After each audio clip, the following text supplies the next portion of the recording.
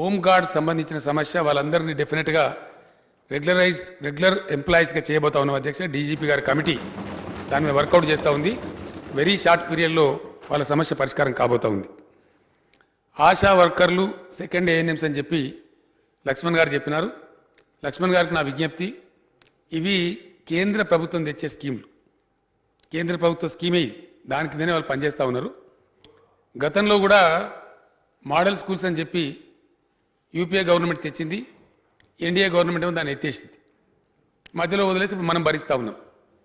ఇట్లా కేంద్రంలో ప్రభుత్వం మారినప్పుడల్లా ఒక స్కీమ్ రావడం, దాన్ని తీసుకోకపోతే ఒక విమర్శ, కేంద్రం పెట్టినా రాష్ట్రం తీసుకుంటలేదని.